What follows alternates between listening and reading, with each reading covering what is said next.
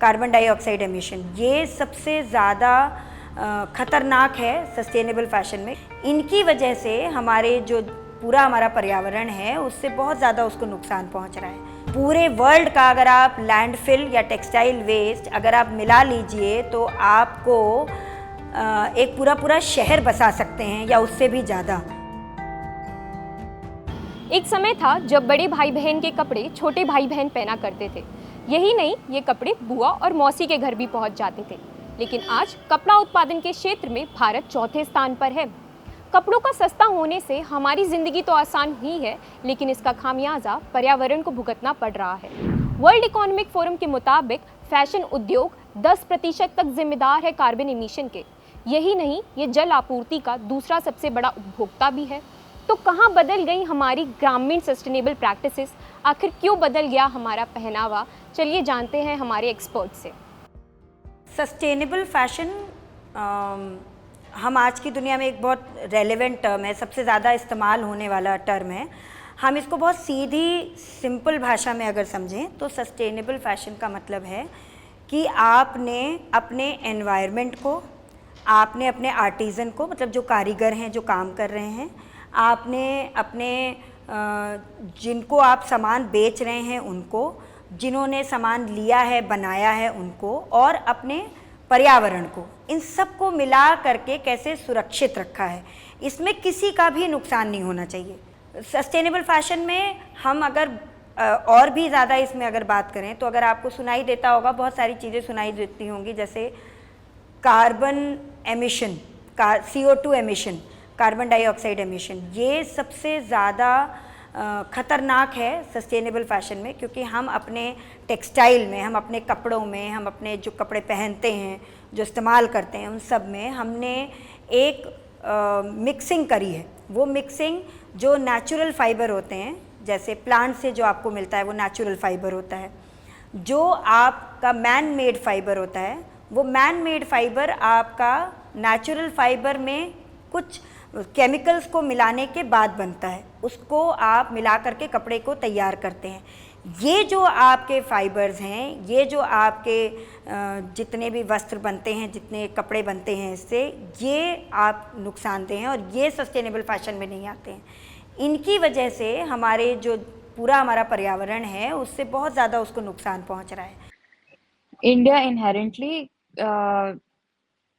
at least small fashion brands, क्योंकि हम like everything is so connected to each other, जैसे ये मास या स्केल पे जाता है तो सस्टेनेबिलिटी फैशन में से हट जाता है। जब तक वो लग्जरी में रहता है या मतलब जब आप सोच रहे हो कि आप क्या मटेरियल यूज कर रहे हो, उस मटेरियल का एंड यूज क्या है, वो कितने सालों तक चलेगा, उसकी फिनिशिंग क्या आनी चाहिए कि उसमें मतलब कम से कम खराबी हो। तो जब तक आप ये चीजें सोच रहे हो तब तक आप सस्टेनेबल फैशन छोटा या बड़ा कैसा भी बना सकते हो। When I started the same thing again, पहले प्रोसेस था कि कब मटेरियल क्या यूज करना है, मतलब अपसाइक्लिंग करोगे तो घरों के कपड़ों से करोगे, और वो कंज्यूमर को समझाना कि किसी कंज्यूमर का यूज्ड कपड़ा मैं से मैं कुछ बना के उसके बाद आप इसको खरीदो मेरे से, वो एक इम्पॉसिबल सा टास्क था उस टाइम पे। But as of now we mostly work with industrial waste and not consumer waste directly. अभी भी हम कलेक्शन सिस्टम्स में हेल्प करते हैं, so there are recycling units जिन consumers who send back clothes to us, we connect that to a recycling unit which creates yarns which then produce fabric that we buy for doublage.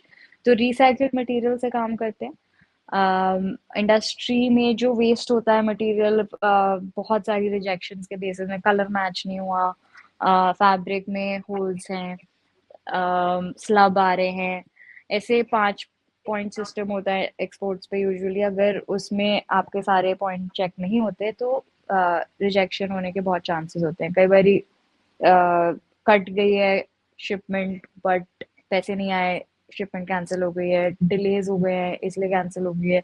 तो काफ़ी सारा material rejection की वजह से खराब हो जाता है, डंप कर दिया जाता है, पड़े रहता है गोडाउन में, उसमें निशान लग जाते हैं, फिर वो यूज नहीं हो सकता। So but there is a lot of resources that go into creating this material.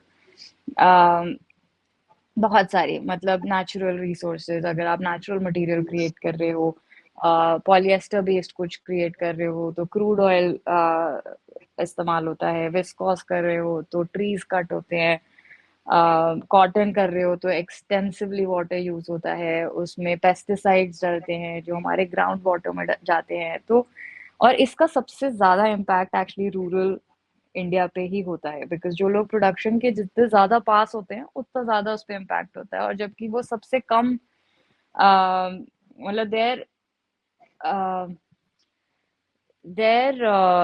मतलब they are not causing that pollution but they are most impacted by that pollution.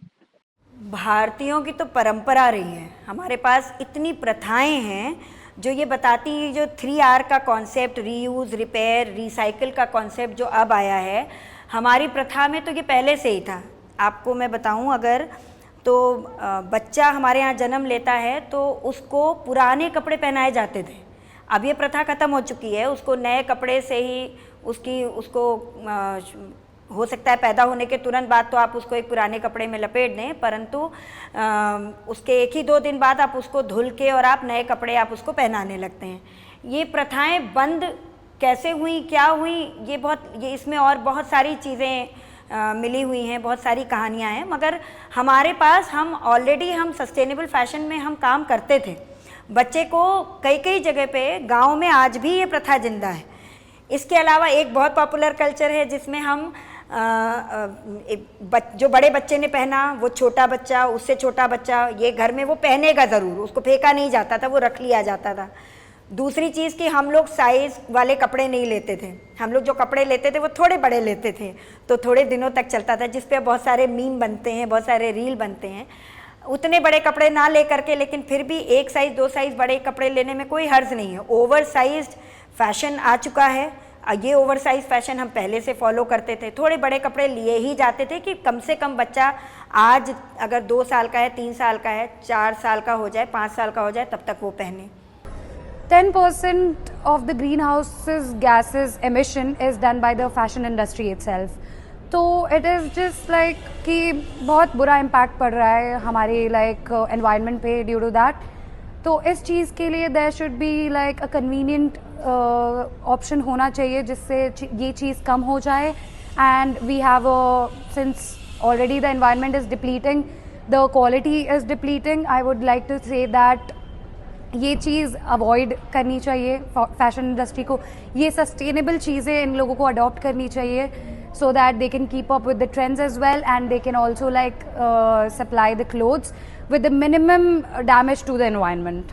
Meme बनते हैं कि हमारे यहाँ भारत में कपड़े फेंके नहीं जाते हैं, उसके बहुत सारे इस्तेमाल होते हैं। पहली बात तो पहन लिया, पहनने के बाद वो छोटा हो गया तो घर में कोई छोटा है तो वो पहनेगा, फिर उससे छोटा है तो कोई वो पहनेगा, उसके बाद अगर वो फट गया है तो वो पोंछने के काम आएगा, डस्टिंग करने के काम आएगा, डस्टिंग के बाद भी अगर उसमें बच गया तो वो पोछे के काम आएगा, उसके बाद कहीं उस कपड़े को आप उठा करके फेंकते हैं।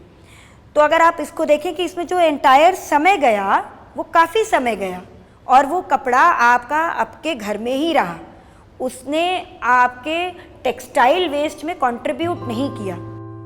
पुराने ज़माने में शादी में 2 साड़ी ससुराल से आती थी और 2 ही साड़ी यहाँ से रखी जाती थी। अब तो ढेर सारी यहाँ से रखी जाती और एक बक्सा भर के वहाँ से आती है ससुराल से। हमारे भारत की ग्रामीण सस्टेनेबल प्रैक्टिसेस पर्यावरण के अनुकूल ही थीं, लेकिन दिखावे के चलते ये समय के साथ बदल गईं। इसीलिए आज से जब भी आप कपड़े खरीदें तो ये ज़रूर सोचें कि कहीं आप ही तो नहीं जो पर्यावरण को नुकसान पहुंचा रहे हों। इसी के साथ जुड़े रहिए गांव कनेक्शन के साथ, सुनिए गांव की आवाज़, बनिए गांव की आवाज़।